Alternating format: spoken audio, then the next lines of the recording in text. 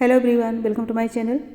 जैसे कि आप लोग जानते हैं, समाजशास्त्र से संबंधित क्लास है और समाजशास्त्र से रिलेटेड किसी भी एग्जाम की तैयारी कर रहे हैं, जैसे कि Bihar PGT, UP PGT, GIC, DSSB या कोई अन्य, तो सबके लिए महत्वपूर्ण होने वाली है। आई होप आप सभी को पसंद भी आएगी। तो मॉक टेस्ट है, जो बच्चे टेस्ट देना चाहते हैं फटाफट जुड़ जाएं, और जो टेस्ट नहीं देना चाहते वो बाद में भी देख सकते हैं। तो चलिए देर न करते हुए आज का पहला क्वेश्चन देखते हैं। पहला क्वेश्चन है, चमत्कारी सत्ता आधारित होती है। चमत्कारी सत्ता आधारित होती है। ऑप्शन है ए, असाधारण व्यक्ति की प्रतिभा एवं शालीनता पर, बी, विधिक कानून की मान्यता में विश्वास पर, सी, मौलिक सक्षमता की मान्यता में विश्वास पर, और डी, अति प्राचीन परंपराओं की पवित्रता पर। 1 का राइट आंसर दीजिए। कौन सा राइट होगा? ऑप्शन ए राइट होगा, असाधारण व्यक्ति की प्रतिभा एवं शालीनता पर। ऑप्शन ए करेक्ट होगा। फ्रेंड्स, जो भी इस चैनल पर नए हैं, जो बच्चे, प्लीज़ सब्सक्राइब कर दीजिएगा और ज़्यादा से ज़्यादा संख्या में शेयर करिए, जिससे और भी बच्चे जुड़ सकें। और लाइक करना मत भूलिए, पसंद आए तो लाइक कर दीजिए। नेक्स्ट क्वेश्चन है, एक दबाव समूह को आमतौर पर कहा जाता है। एक दबाव समूह को आमतौर पर कहा जाता है। ऑप्शन है ए, निर्जात समूह, बी, अनौपचारिक समूह, सी, विशिष्ट हित समूह, और डी, जात समूह। 2 का राइट आंसर दीजिए। कौन सा राइट होगा? ऑप्शन सी राइट होगा, विशिष्ट हित समूह। ऑप्शन सी करेक्ट होगा। नेक्स्ट क्वेश्चन है, मुस्लिम विवाह में विवाह विच्छेद के समय दूल्हे द्वारा दुल्हन को अदा की जाने वाली राशि को कहते हैं। दूल्हे द्वारा दुल्हन को अदा की जाने वाली राशि को कहते हैं। ऑप्शन है ए, तलाक, बी, मेहर, सी, खला, और डी, दहेज। क्वेश्चन नंबर 3, कौन सा राइट होगा? ऑप्शन बी, मेहर राइट होगा। नेक्स्ट क्वेश्चन है, भारतीय संविधान का निम्नलिखित में से कौन सा एक अनुच्छेद राष्ट्रपति का पिछड़ी जातियों की दशाओं का अन्वेषण करने के लिए प्रदान करता है? क्या पूछा गया है? भारतीय संविधान का निम्नलिखित में से कौन सा एक अनुच्छेद राष्ट्रपति की पिछड़ी जातियों की दशाओं का अन्वेषण करने के लिए प्रदान करता है? ऑप्शन है ए, अनुच्छेद 338, बी, अनुच्छेद 340, सी, अनुच्छेद 342, और डी, अनुच्छेद 344। 4 का राइट आंसर दीजिए।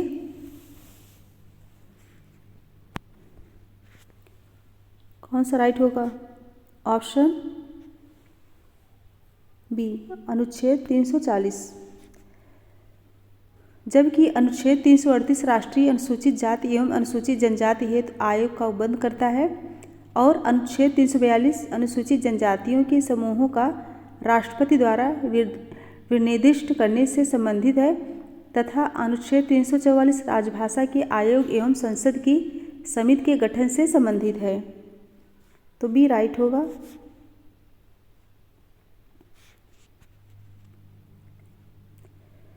नेक्स्ट क्वेश्चन है, संरक्षात्मक भेदभाव शब्द का सर्वोत्तम वर्णन है। ऑप्शन है ए, केवल अनुसूचित जातियों के लिए अवसरों की बेहतर व्यवस्था, बी, विभिन्न अनुसूचित जनजातियों में प्रतियोगिता संघर्ष की भावना को प्रोत्साहन, सी, दुर्बल तबके लोगों को केवल शिक्षा सुविधा उपलब्ध कराना, डी, दुर्बल तबके लोगों को सुरक्षात्मक एवं कल्याणकारी उपाय उपलब्ध कराना। 5 का राइट आंसर दीजिए। तो इसमें राइट होगा ऑप्शन डी, दुर्बल तबके लोगों को सुरक्षात्मक एवं कल्याणकारी उपाय उपलब्ध कराना। ऑप्शन डी करेक्ट होगा।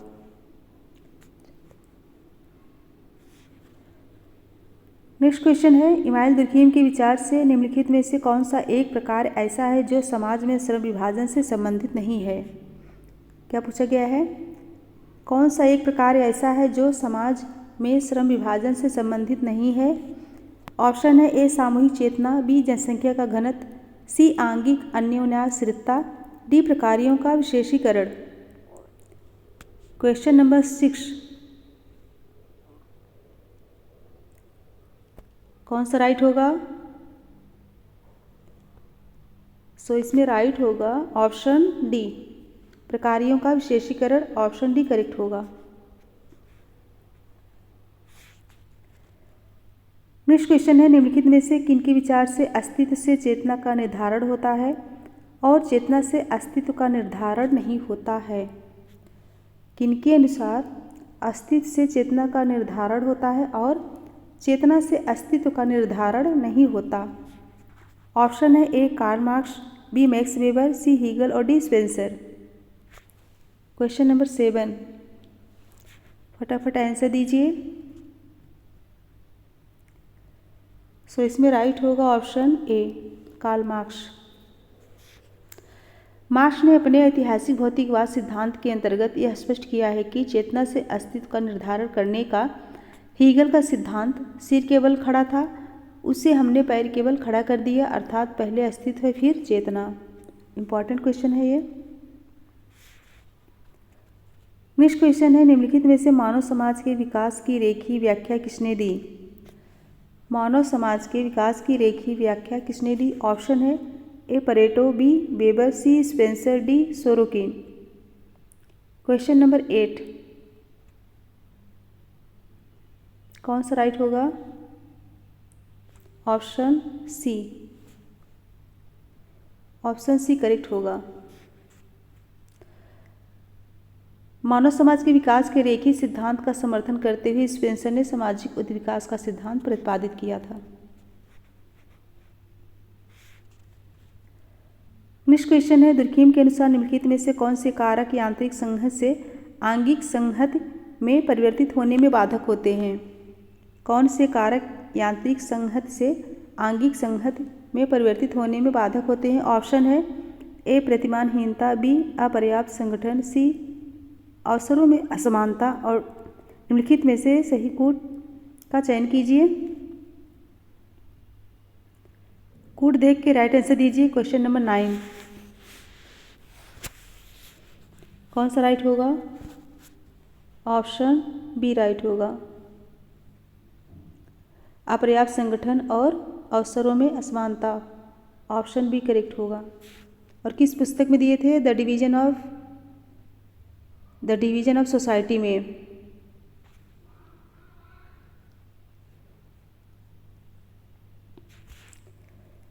नेक्स्ट क्वेश्चन है, निम्नलिखित में से कौन सी एक विज्ञान की सर्वोत्तम व्याख्या है?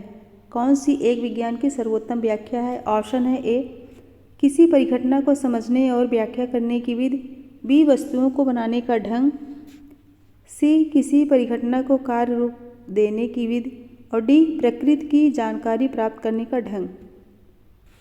क्वेश्चन नंबर 10, कौन सा राइट होगा? फटाफट आंसर दीजिए।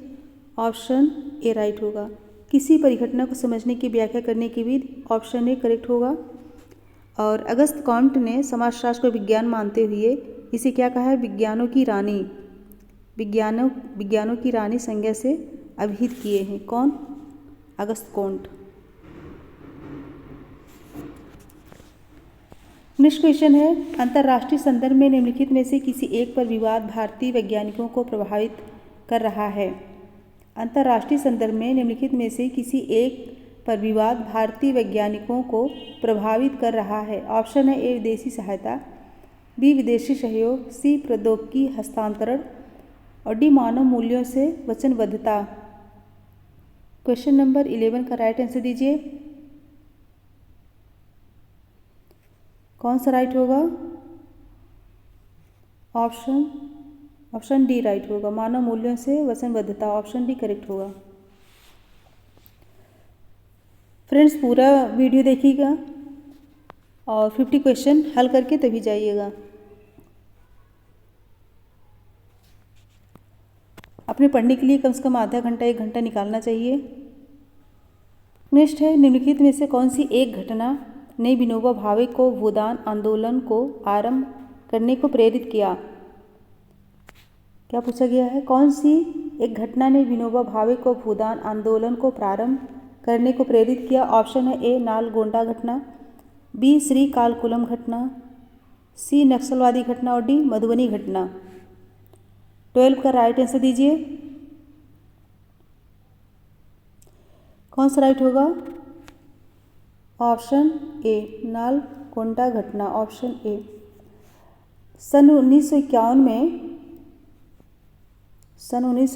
में संत विनोबा भावे द्वारा भूदान आंदोलन आरंभ किया गया था। कब? सन 1951 में। नेक्स्ट क्वेश्चन है, संस्कृत और सभ्यता में एक मुख्य भिन्नता है। संस्कृत और सभ्यता में ऑप्शन है ए, संस्कृत वह है जो हमने अर्जित की है और सभ्यता वह है जिसे अर्जित करने की हम आकांक्षा रखते हैं, और बी है, संस्कृत वह है जो बुद्धि से आती है और सभ्यता नहीं आती, और सी है, संस्कृत द्वितीयक है और सभ्यता प्राथमिक है। डी, संस्कृत वह है जो हम है और सभ्यता वह है जो हमारे पास है। क्वेश्चन नंबर 13 इंपॉर्टेंट क्वेश्चन है, राइट आंसर बताइए। कौन सा राइट होगा? ऑप्शन डी, संस्कृत वह है जो हम है और सभ्यता वह है जो हमारे पास है। डी करेक्ट होगा। यह किसने कहा है? मैकैबर एवं पेज ने कहा है, संस्कृत वह है जो हम है और सभ्यता वह है जो हमारे पास है। नेक्स्ट क्वेश्चन है, निम्नलिखित में से किसने मानव समाज के विकास की 3 अवस्थाओं जंगलीपन, बर्बरता एवं सभ्यता को चिन्हित किया? मानव समाज की 3 अवस्थाओं जंगलीपन, बर्बरता एवं सभ्यता को चिन्हित किया। ऑप्शन है ए, क्रोबर, बी, डार्विन, सी, स्पेंसर और डी, मॉर्गन। 14 का राइट आंसर दीजिए। कौन सा राइट होगा? ऑप्शन डी राइट होगा, मॉर्गन ने। ये कई बार क्वेश्चन आया है। नेक्स्ट क्वेश्चन है, प्रत्येक चीज़ कहीं तो उचित होती है किंतु हर जगह नहीं, इसका संदर्भ है। प्रत्येक चीज़ कहीं तो उचित होती है परंतु हर जगह नहीं, इसका संदर्भ है। ऑप्शन है ए, संस्कृत सार्वभौम, बी, संस्कृत सापेक्षता, सी, प्रति संस्कृत और डी, बहु संस्कृत। 15 का राइट आंसर दीजिए।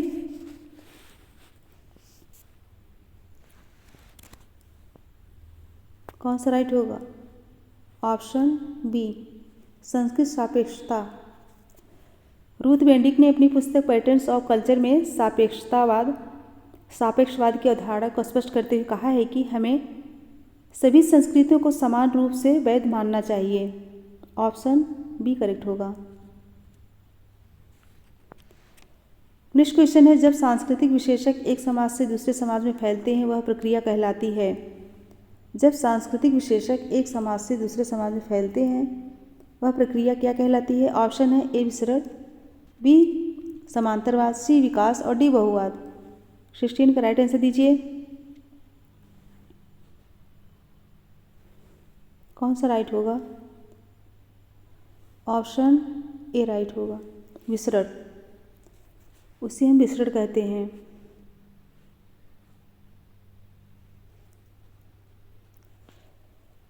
नेक्स्ट क्वेश्चन है, सांस्कृतिक पक्ष की अवधारणा विश्लेषित करती है कि परिवर्तन की गति तीव्र होती है। क्या पूछा गया है? सांस्कृतिक पक्ष की अवधारणा विश्लेषित करती है कि परिवर्तन की गति तीव्र होती है।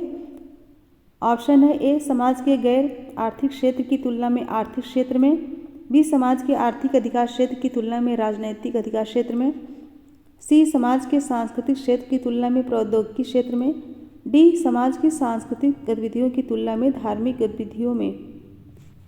क्वेश्चन नंबर 17 राइट आंसर दीजिए।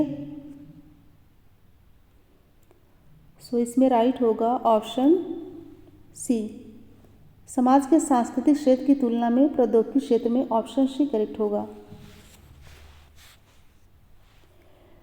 अमेरिकी समाजशास्त्री यागवन ने सांस्कृतिक पश्चात या विलंबना कल्चरल लैग की उपकल्पना के माध्यम से सामाजिक परिवर्तन में सांस्कृतिक कारकों की भूमिका को स्पष्ट किया है। नेक्स्ट क्वेश्चन है, संजात केंद्रवाद किसके लिए दुष्प्रकारपूर्ण है? संजात केंद्रवाद किसके लिए दुष्प्रकारपूर्ण है पूछा गया है। ऑप्शन है ए, अंतरा समूह संबंध, बी, सम समूह संबंध, सी, अंतः समूह संबंध और डी, सामुदायिक संबंध। राइट आंसर दीजिए। क्वेश्चन नंबर 18 कौन सा राइट होगा? सो इसमें राइट होगा ऑप्शन ए, अंतरा समूह संबंध।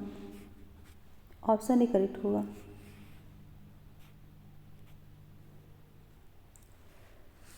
नेक्स्ट क्वेश्चन है, पार्सन्स की सामाजिक व्यवस्था के संप्रत्ययीकरण के लिए संस्थान की धारणा निर्णायक है, वह उसे देखते हैं।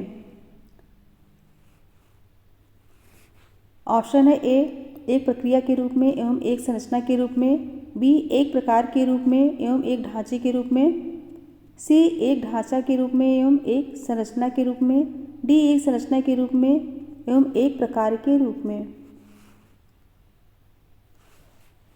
क्वेश्चन नंबर 19 का राइट आंसर दीजिए। कौन सा राइट होगा? ऑप्शन ए राइट होगा, एक प्रक्रिया के रूप में एवं एक संरचना के रूप में। ऑप्शन ए करेक्ट होगा। पार्सन्स की दृष्टि में संस्थाकरण एक प्रक्रिया भी है और एक संरचना भी, ध्यान रखिएगा। नेक्स्ट क्वेश्चन है, आर के मर्टन के अनुसार भूमिका विन्यास है।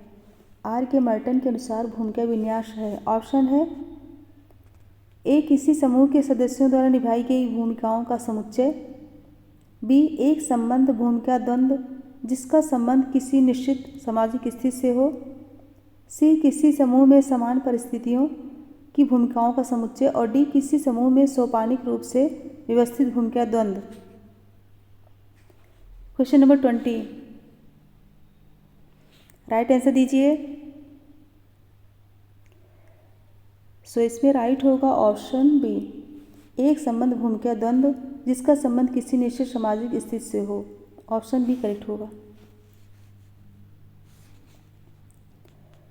नेक्स्ट क्वेश्चन है, एक समाज को जब सामाजिक गतिशीलता की रुकावटों की अनुपस्थिति से विशेषीकृत किया जाता है तो उसे कहते हैं। ऑप्शन है ए, आदर्श समाज, बी गतिशीलता समाज, सी बंद समाज और डी खुला समाज। क्वेश्चन नंबर 21 आंसर दीजिए।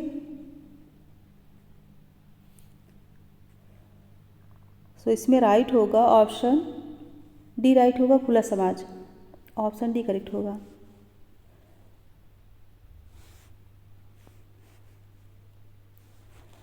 नेक्स्ट क्वेश्चन है, निम्नलिखित में से कौन सी विशेषताएं प्राथमिक समूह से संबद्ध है?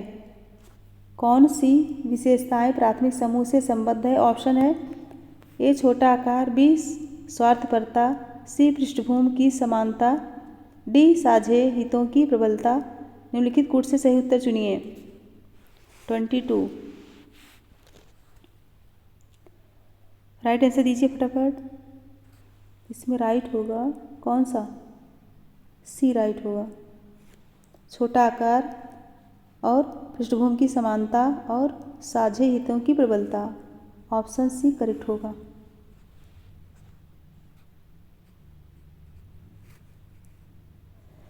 नेक्स्ट क्वेश्चन है, एक समूह जिससे तुलना करके हम अपनी परिस्थिति की परख करते हैं। क्या लिख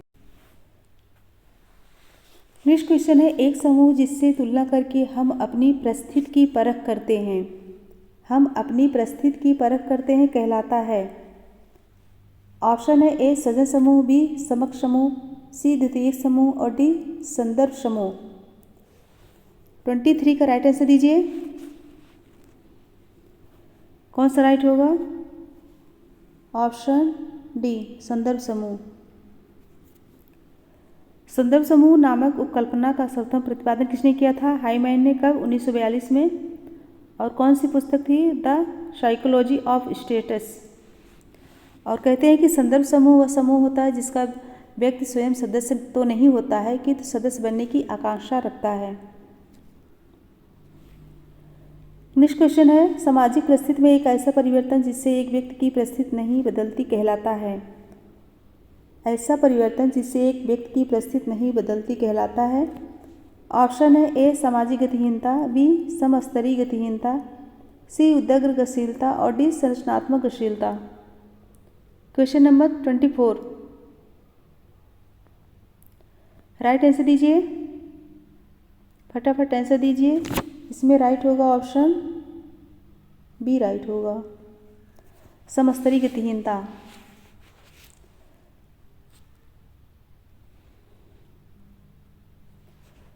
नेक्स्ट क्वेश्चन है, भूमिका का एक स्पष्टीकरण यह है कि वह, ऑप्शन है ए परिस्थिति का व्यष्टि स्तर पहलू है, परिस्थिति का व्यष्टि स्तर पहलू है, बी परिस्थिति का स्थिर पहलू है, सी परिस्थिति का गतिशील पहलू है, डी परिस्थिति का समष्टि पहलू है।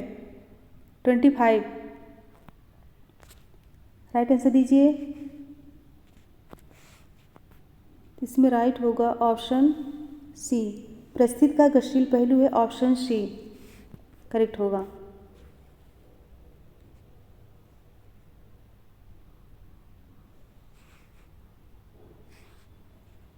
नेक्स्ट क्वेश्चन है, परिस्थिति और भूमिका से संबंधित कौन से निम्नलिखित कथन सही हैं? कौन से कथन सही हैं? ऑप्शन है ए परिस्थिति एक समाज से मान्यता प्राप्त सामाजिक स्थिति है, बी भूमिका समाज के प्रति एक उचित व्यवहार होता है, सी भूमिका व्यक्ति की परिस्थिति के लिए एक निर्देश क्या होती है जिसकी व्यक्ति से आशा की जाती है, डी जैसे जैसे व्यक्ति अर्जित करता है वह उससे आरोपित होती जाती है। नीचे दिए गए कोड से उत्तर का चयन कीजिए। कौन सा राइट होगा? 26।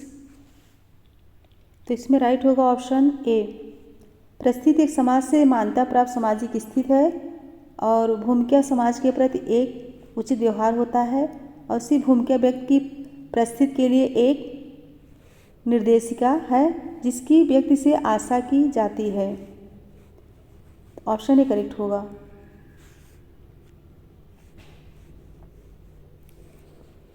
नेक्स्ट क्वेश्चन है, यांत्रिक संहति तथा आंगिक संहति की अवधारणाएं विकसित की थी। यांत्रिक संहति तथा आंगिक संहति की अवधारणाएं विकसित की थी। ऑप्शन है ए स्पेंसर ने, बी लेवी स्ट्रॉस ने, सी रटकिल ब्राउन ने और डी दुर्कीम ने। 27 राइट आंसर दीजिए। सो इसमें राइट होगा ऑप्शन डी, दुर्कीम।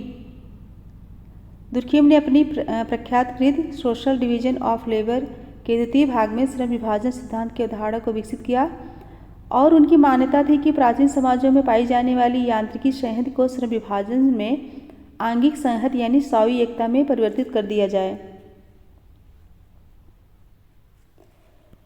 नेक्स्ट क्वेश्चन है, निम्नलिखित में से किस एक के कारण नदी घाटी सभ्यता के काल में नगरों की समृद्धि हुई है? नदी घाटी सभ्यता के काल में नगरों की समृद्धि हुई है। ऑप्शन है ए हस्तशिल्प समृद्ध, बी जनसंख्या वृद्धि, सी कृषि अवशेष और डी धातु कर्म कला। 28 का राइट आंसर दीजिए। कौन सा राइट होगा? ऑप्शन सी राइट होगा। ऑप्शन सी राइट होगा, कृषि अवशेष।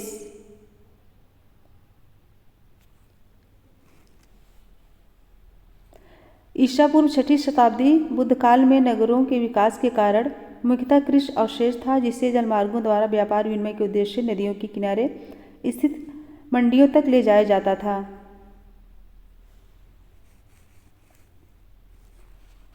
नेक्स्ट क्वेश्चन है, निम्नलिखित कथनों में से कौन सा सही सहज बुद्धि भारत के नगरीकरण की एक सार्थक संगठन?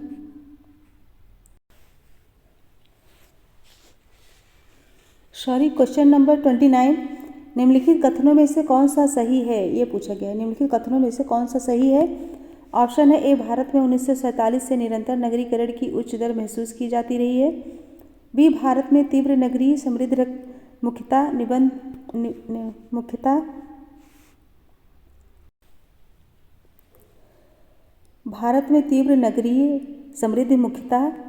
निवल प्रदूषण के कारण है, सी है सहज बुद्धि भारत के नगरीकरण की एक सार्थक संगठक रही है, डी है भारत में छोटे नगरों में सर्वोच्च वृद्धि दर देखी गई है। 29 का राइट आंसर दीजिए। कौन सा सही है? तो इसमें राइट होगा ऑप्शन कौन सा? ए राइट होगा। भारत में 1947 से निरंतर नगरीकरण की उच्च दर महसूस की जाती रहती है। ऑप्शन ए करेक्ट होगा। नेक्स्ट क्वेश्चन है, महानगर के निम्नलिखित में से किस एक विशेष गुण को परिभाषित करने में उसे प्रजाति अथवा सांस्कृतिक गलन पात्र कहा जाता है? उसे क्या कहा जाता है? प्रजाति अथवा सांस्कृतिक गलन पात्र। ऑप्शन है ए विषम जातीयता, बी गतिशीलता, सी घनत्व और डी आकार। 30 का राइट आंसर दीजिए। सो इसमें राइट होगा ऑप्शन ए विषम जातीयता। ऑप्शन ए करेक्ट होगा। नेक्स्ट क्वेश्चन है समाजशास्त्र के जनक का जन्म हुआ वर्ष। ऑप्शन है ए 1822 ईस्वी में, बी 1820 ईस्वी में, सी 1810 ईस्वी में और डी 1798 ईस्वी में। 31 का राइट आंसर दीजिए। ये तो सभी को मालूम होगा। कौन सा राइट होगा? ऑप्शन डी 1798 ईस्वी में। Option D. समाजशास्त्र के जनक अगस्त कॉन्ट का जन्म 19 जनवरी सन कब? 19 जनवरी सन 1798 में फ्रांस के मॉन्टपेलियर नामक स्थान पर एक कैथोलिक परिवार में हुआ था। नेक्स्ट क्वेश्चन है किसने समाजशास्त्र की विषय वस्तु की रूपरेखा प्रस्तुत करने के लिए 3 मुख्य मार्गों ऐतिहासिक, अनुभविक एवं विश्लेषणात्मक का उल्लेख किया है? ऑप्शन है A Sorokin, B August Comte और सी हावर्ड बेकर और डी एलेक्स इंकल्स। फटाफट आंसर दीजिए 32 का। कौन सा राइट होगा? Option D Alex Inkeles. Next question है समाजों के वर्गीकरण में भारतीय समाज को एशियाई समाज किसने कहा है? भारतीय समाज को एशियाई समाज किसने कहा? ऑप्शन है ए दुर्खीम और B Dumas, C Max weber और डी मार्क्स। कौन सा राइट होगा? Option D marks. ये तो सभी को पता होगा। ऑप्शन डी करेक्ट होगा। नेक्स्ट क्वेश्चन है निम्नलिखित में से कौन सी एक विशेषता समुदाय से संबंधित नहीं है? समुदाय से संबंधित नहीं है। ऑप्शन है ए व्यापक उद्देश्य, बी सामान्य नियम, सी विशिष्ट उद्देश्य और डी विशिष्ट नाम। 34 का राइट आंसर दीजिए। जो समुदाय से संबंधित नहीं है इसमें राइट होगा ऑप्शन सी विशिष्ट उद्देश्य।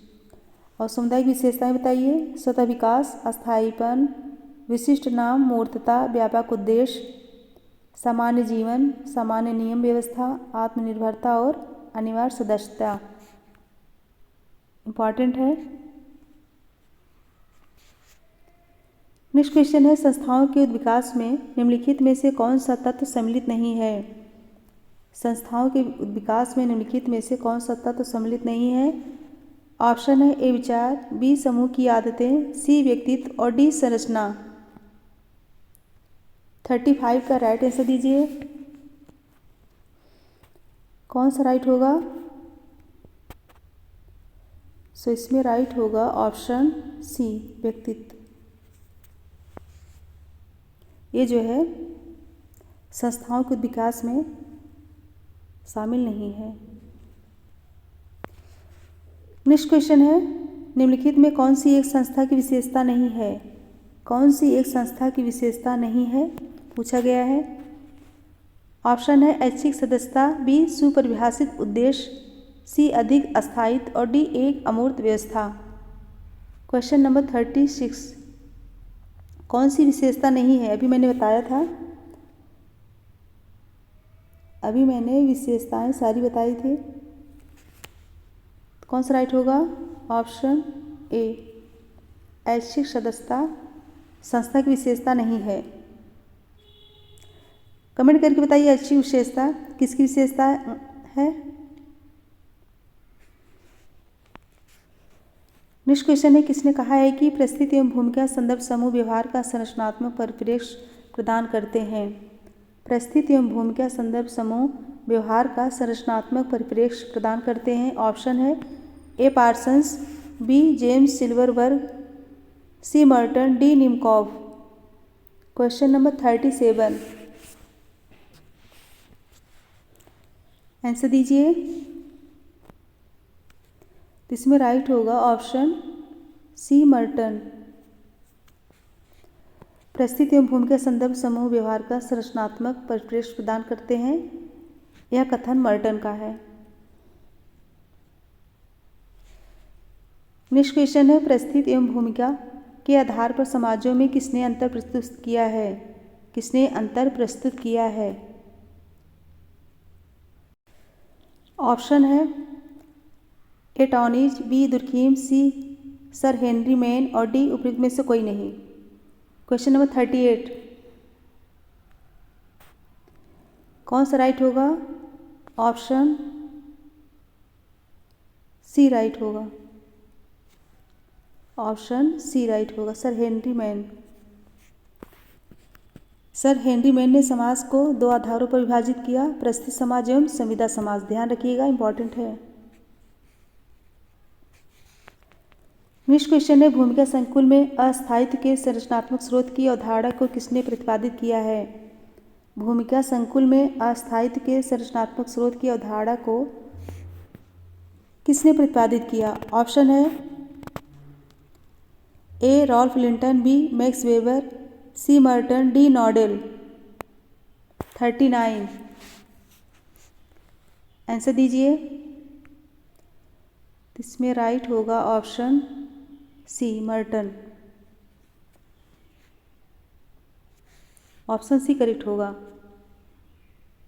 पूछा गया है अस्थायित्व के संरचनात्मक स्रोत।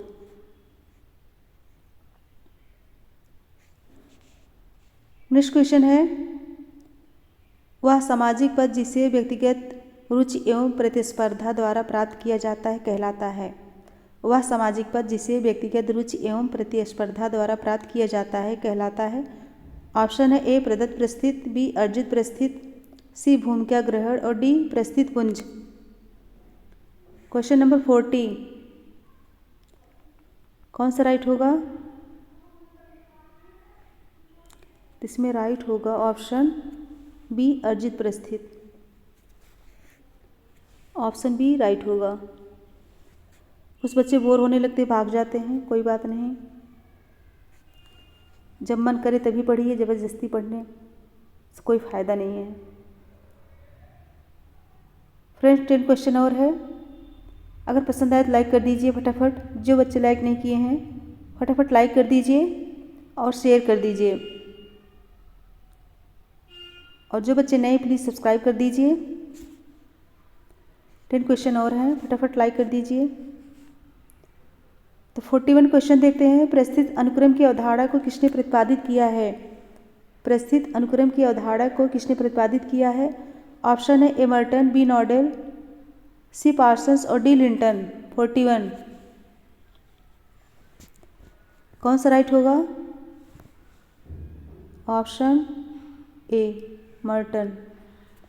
मर्टन ने परिस्थिति संकुल, भूमिका संकुल एवं परिस्थिति अनुक्रम की अवधारणा दी है। ध्यान रखिएगा।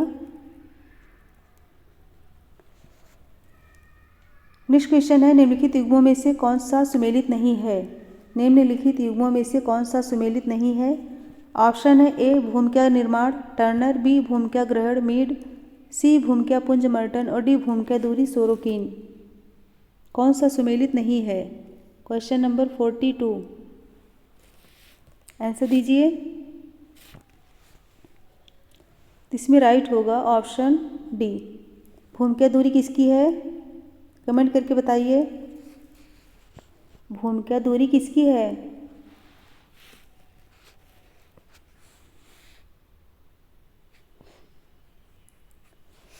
नेक्स्ट क्वेश्चन है, भूमिकाओं को दो श्रेणियों पार्श्वमंच भूमिका एवं अग्रमंच भूमिका में किसने वर्गीकृत किया है? भूमिकाओं को दो श्रेणियों पार्श्वमंच भूमिका और अग्रमंच भूमिका में किसने वर्गीकृत किया है? किसने वर्गीकृत किया है? ऑप्शन है ए सूर्य, बी गारफिंकल, सी गॉफमैन और डी बर्गर। क्वेश्चन नंबर 43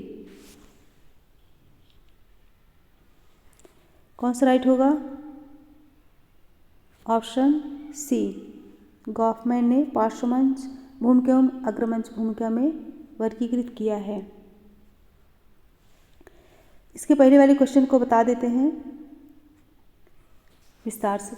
भूमिका दूरी, रोल डिस्टेंस। यह अवधारणा नॉडेल की है।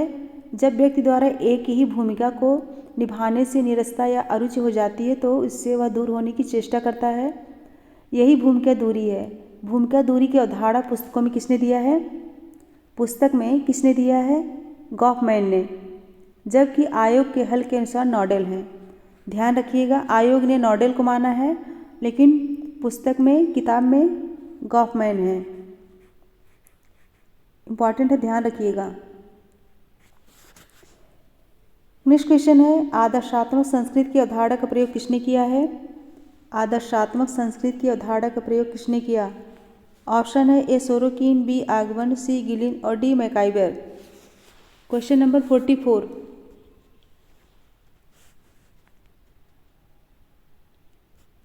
इसमें राइट कौन सा होगा?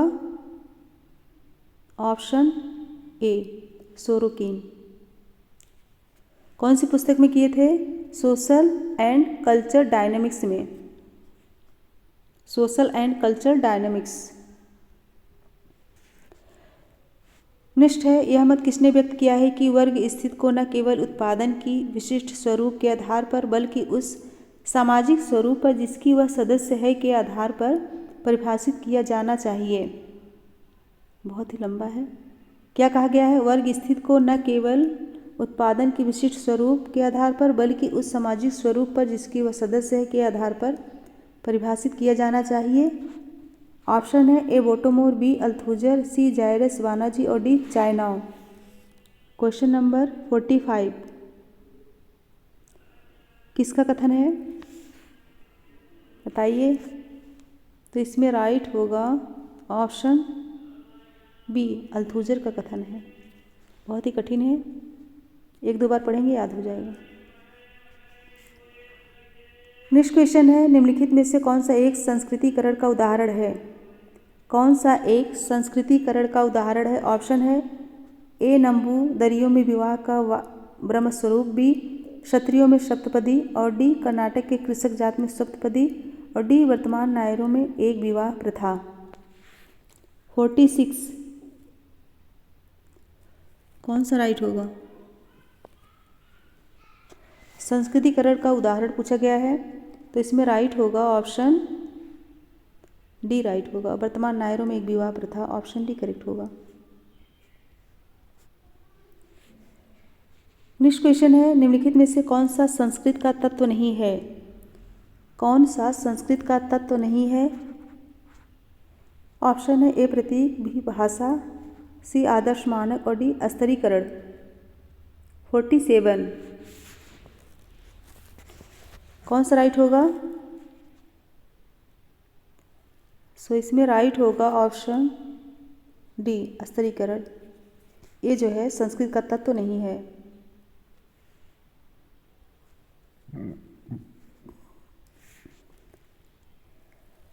नेक्स्ट क्वेश्चन है, निम्नलिखित में से कौन संघर्ष के सिद्धांत से संबंधित नहीं है? कौन संघर्ष के सिद्धांत से संबंधित नहीं है? ऑप्शन है ए कोजर, बी डेहरेंडॉर्फ, सी टी.एन. कार्वर और D Spencer. Question number 48 right answer दीजिए। सो इसमें राइट होगा ऑप्शन डी स्पेंसर जो है ये संघर्ष के सिद्धांत से संबंधित नहीं है। इम्पॉर्टेंट है।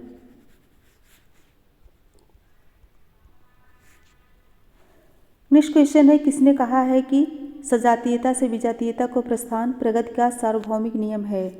सजातीयता से विजातीयता को प्रस्थान प्रगति का सार्वभौमिक नियम है। ऑप्शन है A Comte, B Charles Darwin, C Durkheim और D Herbert Spencer. Question number 49 right answer दीजिए।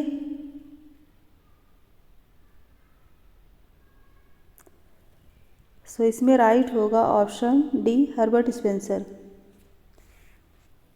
इन्होंने कहा है सजातीयता से विजातीयता को प्रस्थान प्रगति का सार्वभौमिक नियम है।